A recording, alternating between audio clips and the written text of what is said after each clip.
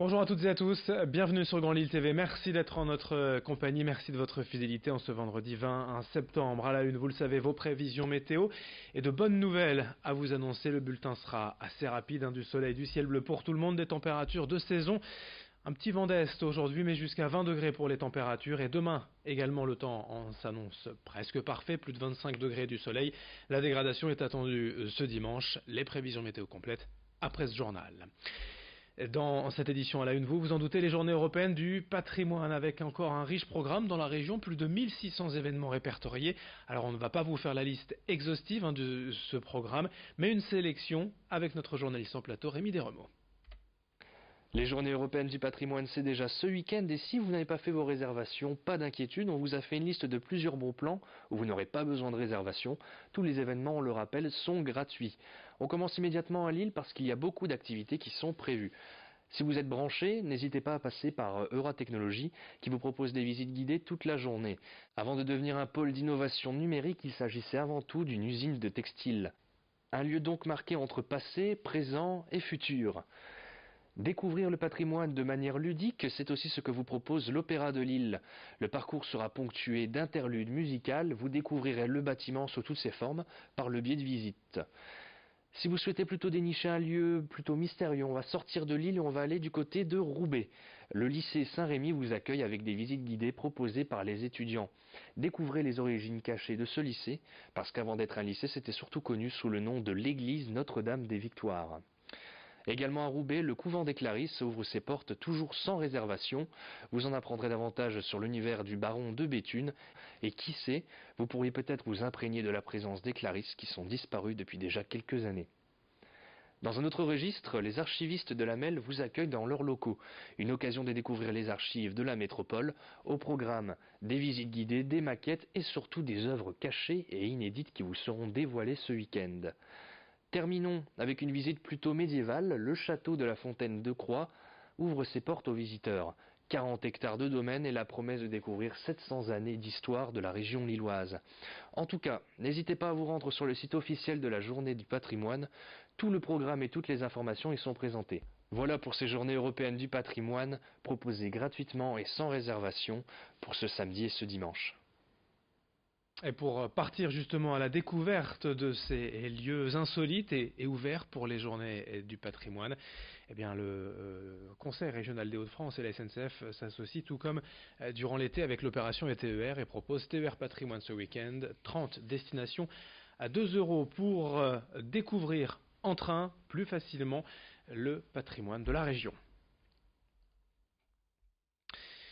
L'actualité du jour en ce vendredi 20 septembre, c'est la grève des jeunes pour le climat. À Lille, comme ailleurs dans le monde, une grande marche Youth for Climate est annoncée cet après-midi à 15 heures au départ de la Grand Place. Ce mouvement a été initié à l'origine par la jeune suédoise Greta Thunberg. Et déjà 2 rassemblements ont eu lieu à Lille en mars et en mai dernier. Cet après-midi, les organisateurs espèrent le plus de monde possible pour montrer toute la volonté de la jeunesse d'aujourd'hui à forcer les élus à agir pour la défense de l'environnement. En France et dans le monde, d'autres manifestations sont prévues. Je vous le disais, c'est la grève pour le futur, annonce Charlotte et Nestor, 2 des étudiants porteurs du mouvement à Lille et au micro de Vincent Vieillard. Si toutes les facs et toutes les écoles de la métropole lilloise se mettaient en grève, ça mettrait l'université de Lille, c'est 100 000 étudiants. Du coup, si les 100 000 étudiants se mettraient en grève, ça ferait bouger, ça changerait. Derrière, il peut y avoir vraiment une portée au-delà du gouvernement et au-delà de plein d'autres choses. Et voilà, c'est en faisant grève et en se rassemblant tous ensemble qu'on peut peut-être essayer et espérer de faire changer les choses.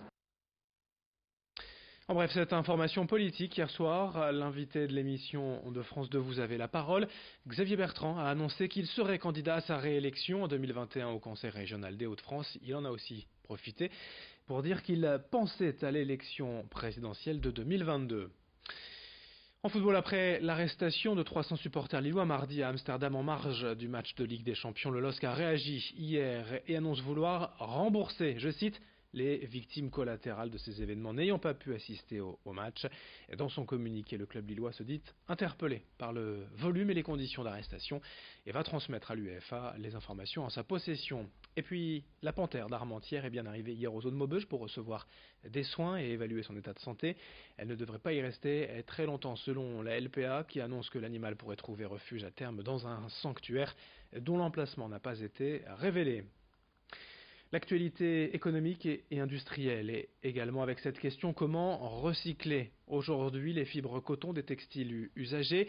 Près de 2/3 des vêtements sont mis en décharge aujourd'hui, ce qui représente 600 000 tonnes par an. C'est une question majeure ici dans la région historiquement liée à l'industrie textile.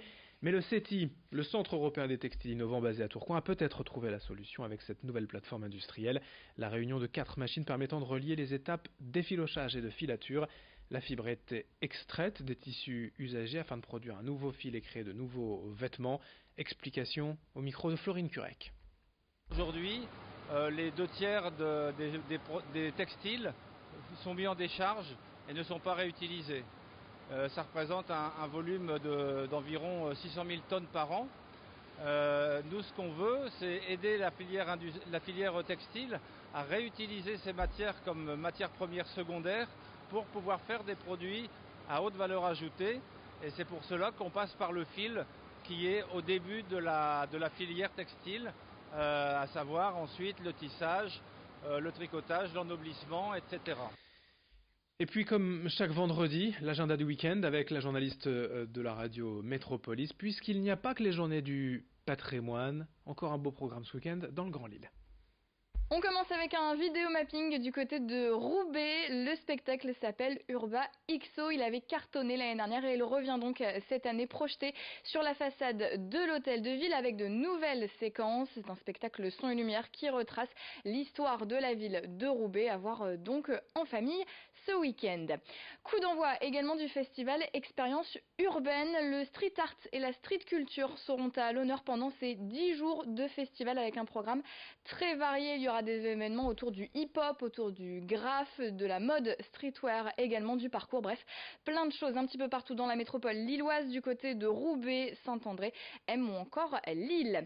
Et on termine avec un bon plan en famille, entrée gratuite au parc de la métropole lilloise. Mosaïque à Houplain-en-Couanne et le musée plein air de Villeneuve d'Ascq vous ouvrent leurs portes, entrée libre ce week-end. C'est dans le cadre des journées du patrimoine avec des animations et des activités à faire en famille. Excellent week-end dans la métropole lilloise. Moi, je vous dis à la semaine prochaine. Merci Estelle. Merci à vous de nous avoir suivis. Dans un instant, l'info continue sur Grand Lille TV avec vos prévisions météo.